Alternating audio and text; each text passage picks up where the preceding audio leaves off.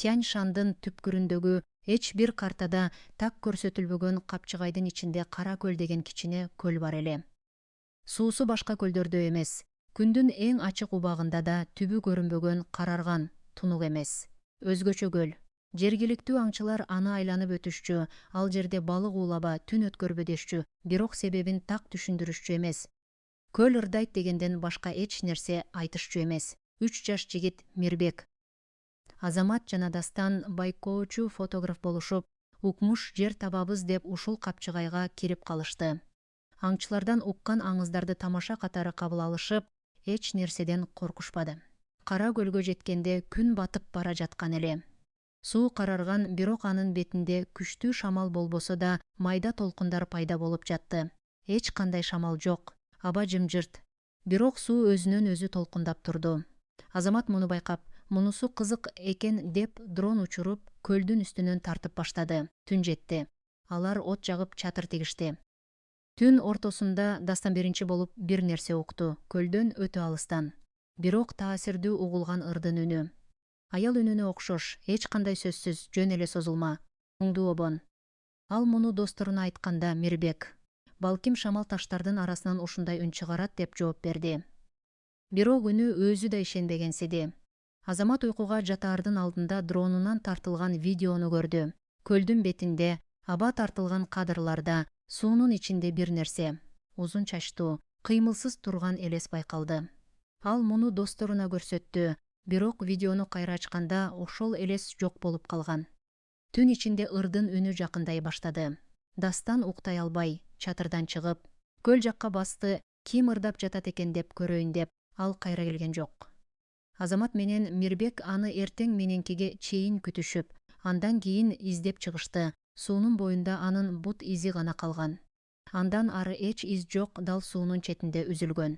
Азамат коркуп, кетели деди, бирок Мирбек досун таштап кете албай, дагы бир түн калууну сунуштады. Балким ал жакын жерде адашкандыр. Ошол түнү Мирбек уктап жатканда дал кулагынын жанынан ырдын үнүн угуп ойгонду. Бул жолу өтө жакын, дал чатырдын сыртында сыяктуу. Ал сыртка чыкканда эч ким жок эле, бирок көлдүн бети толугу менен тынч. Күзгүдөй болуп калган, эч кандай толкун жок. Эртең менен турганда Азамат жалгыз калды. Мирбектин орду бош. Анын бут кийими гана турган. Өзү жок. Азамат толугу менен коркуп, дрону менен тартылган акыркы видеону кайра карады.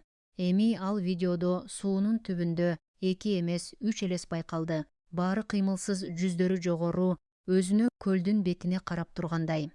Азамат качууга аракет кылды. Бирок Капчыгайдан чыгар жол ар дайым кайра көлгө алып келе берди. Тегерек жол сыяктуу чыга алган жок. Кеч киргенде ал көлдүн боюна отуруп, коркуп, эмне кылаарын билбей калды. Ошондо ал өзүнүн көбүнчө көлдү сүрөткө тарткан жолдошунан, жергиликтүү картачы кемпирден уккан бир сөздү эстеди. Кара көл ал ырдап жаткан адамдардын үнүн эмес, суусуна батып кеткен адамдардын үнүн угузат.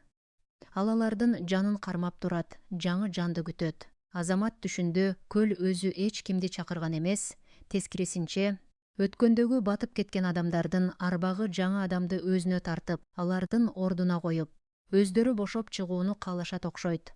Ал качуунун жалгыз жолу көлгө урмат көрсөтүп, аларды бошотуу экенин сезди. Ал көлдүн боюнда тизелеп, дронунан алынган видеону өчүрдү.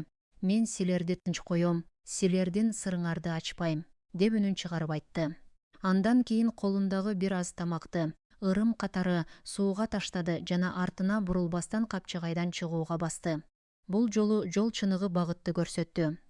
Ал таң агарарда Капчыгайдан чыгып, жол боюнан аны жолуккан малчылар таап алышты. Эсинен эч нерсе жок, бирок сүрдөгөн, унчукпаган абалда. Достору жөнүндө сурашканда, ал эч нерсе айта алган жок, жалгыз алар суунун ичинде калды дегенден башка. Ошондон бери жергиликтүү элдер Кара көл жөнүндө айтышат. Ал жерге барган ар бир топ адамдын арасынан, эгер алар көлдүн үнүн угуп, аны сыйлабай, андан алыс кетпесе бирден көл болушат. Ал эми акыркысы. Эгер акылдуулук кылса, өзүн куткарат, бирок эч качан достору жөнүндө унчукпайт, анткени көл угуп жатат дешет.